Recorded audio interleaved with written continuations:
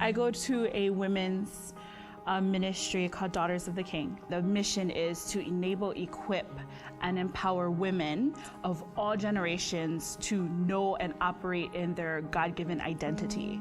And so they asked if they could launch a Daughters of the King in Australia. So that's what we intended to go to, is plant their Australian ministry for DOK. And so we kind of just said, yes, let's give it a try. We've never been on a mission trip. We've never traveled internationally.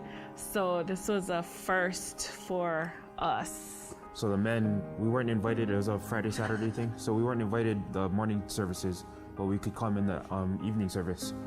So during the day, the pastor of the church, he would take us out. And his wife is the one who leads the DOK in Australia. What changed it was his heart for the community. Like his heart for the community, his heart for the fathers, not just in his church, but in the entire community. He, I don't know if this is getting ahead, but this is one of the things that he does. So this is a program that they run, Strengths. It's, they impact fathers to impact families. And it's a nonprofit that they run outside of the church. And they get granted money by the Australian government to run a program to empower fathers, and it's a 6-week program. And we got to, the guys, we all got to experience it. And I mean, I didn't expect that. Like I said, I thought we were gonna be labor on that whole trip. So we got there was Friday. We went. They went to their event Friday morning. We went Friday night, and at their event they did a DOK at the table is what it was called, and they had ladies from the leadership on the table, and they were fielding questions. So while we were there, the pastor Henry, the pastor for the church, was at. He said, maybe we should do that for the fathers. And then he said, you know what, I'll think about it, because it was Father's Day that Sunday. And he just told us, be ready. So it was like, okay. And then Saturday he was sort of talking about it, not as much as on Friday. And it was like, oh, maybe he just forgot about it. I was kind of hoping that. So Sunday comes, worshiping is going, it's crazy, and he starts talking after that, and then he mentions the table. He mentions DOK and the table, and I'm like, oh, what's gonna happen? And then the other guys that are with us, they're looking at me, and it was like, oh, I think we're going up. So the first question that they were asked was about their childhood. So they asked him, what was your childhood like? And how has that affected you? There were like about 10 of them on the table, and all of them shared. And when Pastor Henry got the mic back at the front, he said, oh, it kind of seems like all of us share the same father, because they all went through really almost identical issues with, like the domestic violence and a lot of neglect. And when he started to share, I lost my marbles again. And I was like, Lord, this is crazy that you're moving so powerfully in him, and he's stepping out of his comfort zone and doing things that I would never imagine that I would see.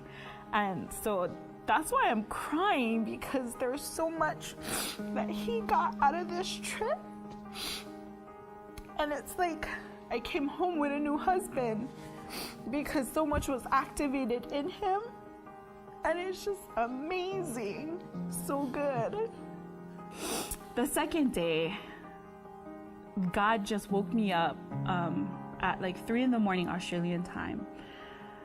And he just stirred in my spirit that these women, it's time for these women to rise up, and it's time for these women to take back. Take back and give back was the word that God gave to me. And he said, it's time for us to take back what the enemy has stolen.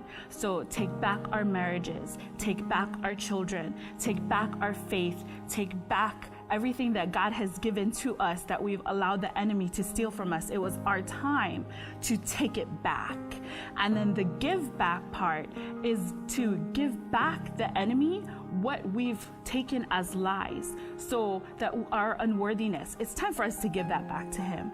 All these untruths, that we're not loved, that we're all alone, that we are the tail and not the head, all of those things, it's time for us to give that back to the enemy, because that's not who we are. That's not whose we are. That's not how we were created to be. That's completely outside of our DNA and our design. That's not what we're designed to do. So that was the word that God stirred in my spirit early in the morning. So I started getting into my journal. I was like, okay, Lord, we're going to do this at 3 a.m. And so just getting that scriptures. And so Pastor Tayao had a stirring in her spirit. And so she told me, this was off the cuff too. So I was actually sharing from my devos. And she said, I'm going to call you up. I was like, oh no, I'm kind of just here to pray for people. She's like, no, I'm gonna bring you up, and I want you to share what's on your heart and encourage the ladies. And I told her, that's really funny you would say that, because God gave me a powerful word this morning. And so that's what I shared, and I opened up for her to share her message. So it was pretty powerful. But it definitely opened my eyes to the value of sharing the gospel. And it opened my eyes that here on our island, it's not just about us.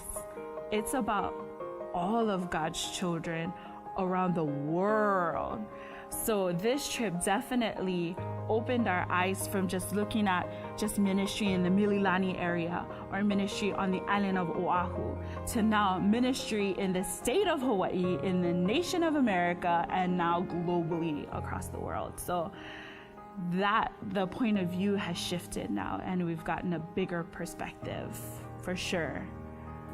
Do you feel like we're missionaries?